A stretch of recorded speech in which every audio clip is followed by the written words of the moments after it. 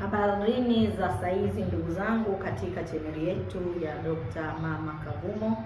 Ni mama wa tiba za asili, lakini ni mama wa kushirikiana na viumbe mbalimbali wakiwemo majini pamoja na mizimu. Kwa hiyo siku ya leo mimi Dr. Mama Kavumo niko hapa kwa ajili ya kukupa elimu ya vitu mbalimbali.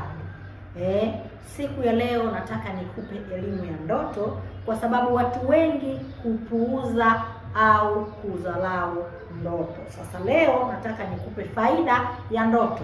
Ndoto ina maana gani? Ndoto inakuletea ujumbe gani? Na ni ndoto gani unapoota basi utambue ndoto hii inaniletea mafanikio, ndoto hii inanitoa kwenye umaskini, lakini pia ndoto hii imebeba hatima ya maisha yangu. Watu wengi huletewa ndoto ambazo zimebeba hatima za maisha yao, lakini pia wanakuwa hawajui ni nini au ni maana kwa nini umeletewa ndoto. Na je, ndoto zinaletwa na nani?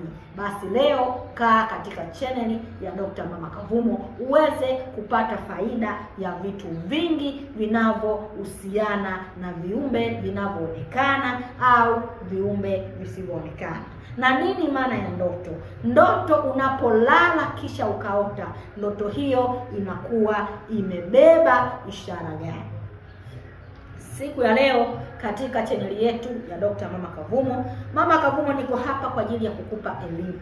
Elimu ya leo, wewe ambapo utalala kisha utapata ndoto umepanda farasi mweupe. Mpenzi mtazamaji, umepanda farasi mweupe au unatembea na farasi mweupe, yaani ukiwa unatembea basi uko sambamba na farasi mweupe, umeongozana naye au umepanda farasi mweupe.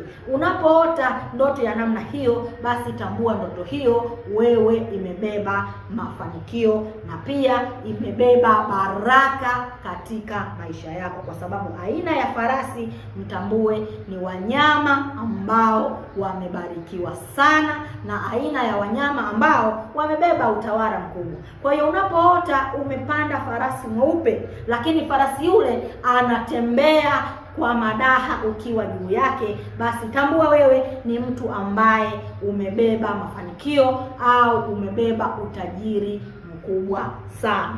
Kama ni mtu ambaye uko katika utawala, napozungumzia utawala, mathalani wewe ni rais au wewe ni mbunge au wewe ni diwani au wewe ni kiongozi katika kampuni au katika kitu chochote, uwe ni mwalimu, uwe ni mtu yoyote, lakini umebeba uongozi, basi unapoota umepanda farasi mweupe au uko na farasi mweupe, utambue kwamba utapanda daraja na watu watakusujudia au watu watakuheshimisha. Unapoota umepanda farasi mweupe, farasi mweupe kwanza anaashiria utawala, anauashiria ufalme, anaashiria nguvu na mamlaka. Kwa hiyo kama unaota umepanda farasi mweupe, basi utambue umechaguliwa kuwa kiongozi katika daraja, umechaguliwa kuwa na mamlaka, na utambue na watu watakuheshimisha na watu watakusujudia. Tunapozungumzia watu watakusujudia, maana watu watakufuata kuwa chini yako na kukuomba wewe uweze kuwaongoza. Kwa hiyo ndoto ambapo ukilala ukiota uko umepanda farasi mweupe, basi tambua wewe moja kwa moja umechaguliwa kuwa kiongozi au uwe katika daraja au katika utawala fulani.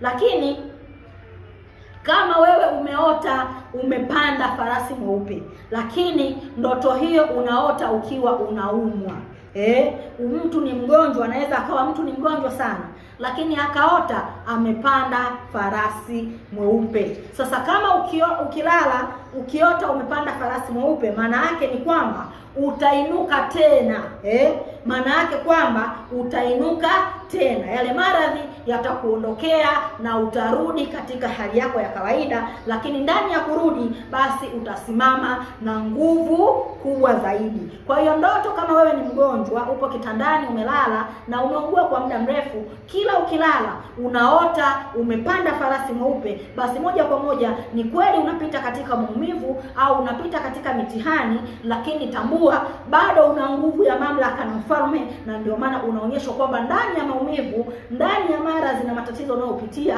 lakini bado utainuka tena, na ndio maana ukaonyeshwa umepanda farasi mweupe. Kwa hiyo ndugu zangu, kwa wewe kama unapendelea kuota umepanda farasi mweupe, basi utambue ndoto hiyo inakuonyesha wewe ni mtu mwenye mafanikio sana, mtu mwenye nguvu sana, mtu mwenye mamlaka sana. Kwa hiyo unachotakiwa kufanya ni, mtu kama unapata ndoto sana za namna hiyo, lakini bado kiuchumi au bado sehemu yako ya uongozi au bado katika utawala wako uko chini, lazima tuweze kurudi katika mamlaka yako ya nyota, tuangalie kwenye asili kuna changamoto gani, ili kuhakikisha unafikia ile ndoto ambayo unaonyeshwa kwamba wewe ni mtu mwenye mamlaka, ni mtu mwenye utawala, ni mtu ambaye unatakiwa kuwa mwenye nguvu, maana tunamaanisha wewe ni mfalme mwenye nguvu, mamlaka na utawala. Na wale wote wanaoota ndoto ambapo uko na farasi mweupe, basi usipuuze ndoto hiyo, kwa sababu ndoto hiyo imebeba hatima